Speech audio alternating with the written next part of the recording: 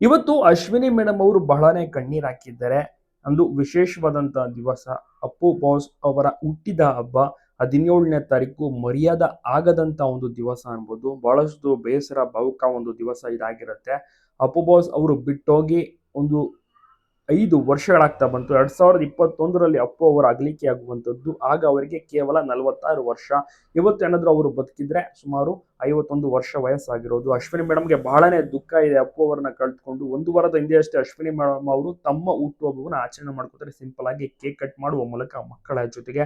ಇವತ್ತು ಅಪ್ಪು ಅವರ ಹುಟ್ಟುಹಬ್ಬ ಇರುವಂತ ಕಾರಣ ಅಪ್ಪು ಅವರ ಸ್ಮಾರಕಕ್ಕೆ ಭೇಟಿ ಕೊಟ್ಟು ಅಲ್ಲಿ ಒಂದು ಕೇಕ್ ಅನ್ನ ಸಹ ಇಟ್ಟು ವಿಶಸ್ಗಳನ್ನ ಅಲ್ಲಿ ಹೋಗಿ ಮಾಡಿ ಬರ್ತಾರೆ. ಒಂದು ಸತಿ ಧ್ಯಾನವನ್ನ ಮಾಡಿ ಬರ್ತಾರೆ. ಅಭಿಮಾನಿಗಳು ಎಲ್ಲರೂ ಕೂಡ ಸ್ಟೇಟಸ್‌ಗೆ ಹಾಕೋತಾ ಇದ್ದಾರೆ. ಅಪ್ಪು ಅವರನ್ನ ಮಿಸ್ ಮಾಡ್ಕೊಳ್ತಾ ಇದ್ದಾರೆ. ಜಾಸ್ತಿ ಮಿಸ್ ಮಾಡ್ಕೊಳ್ತಾ ಇರೋದು ಕುಟುಂಬಸ್ಥರು, ಅದರಲ್ಲಿ ಅಶ್ವಿನಿ ಮೇಡಮ್ ಅವರು ತುಂಬಾನೇ ಹಚ್ಕೊಂಡಿರ್ತಾರೆ. ಮತ್ತೆ ಒಂದು ಹೊಂದಾಣಿಕೆ ಅಂದ್ರೆ ಬಾಂಡಿಂಗ್ ಅಂದ್ರೆ ಜೋಡಿ ಅಂದ್ರೆ ಹೀಗಿರ್ಬೇಕು ಅಂತ ಎಲ್ಲರಿಗೂ ಕೂಡ ಮಾದರಿಯಾಗಿದ್ರು. ಬಟ್ ಅಪ್ಪು ಅವರು ಬಿಟ್ಟೋಗಿ 5 ವರ್ಷಗಳಾಗ್ತಾ ಬಂತು. ಎಷ್ಟು ಬೇಗ ವರ್ಷಗಳು ಸಾಗುತ್ತಿದೆ ಅಂದ್ರೆ ನಿಜವಾಗ್ಲೂ ಕೂಡ ಎಲ್ಲರೂ ಕೂಡ ಮಿಸ್ ಮಾಡ್ಕೊಳ್ತಾರೆ. ಅಶ್ವಿನಿ ಮೇಡಮ್ ಅವರು ಅಪ್ಪು ಅವರ ಹಾದಿಯಲ್ಲಿ ಒಳ್ಳೊಳ್ಳೆ ಸಿನಿಮಾಗಳನ್ನ ತೆಗಿತಾ ಇದ್ದಾರೆ. ಒಳ್ಳೊಳ್ಳೆ ಪ್ರೊಡಕ್ಷನ್ ಅನ್ನ ಮಾಡ್ತಾ ಇದ್ದಾರೆ. ನಿಜವಾಗ್ಲೂ ಒಂದು ದೊಡ್ಡ ಪವರ್, ದೊಡ್ಡ ಶಕ್ತಿ ಅಂದ್ರೆ ಅಪ್ಪು ಅವರಾಗೆ ಒಂದು ಅಶ್ವಿನಿ ಮೇಡಮ್ ಅವ್ರಿಗೆ ಈಗ ಪಾಸ್ ಆಗಿರುವಂತದ್ದು.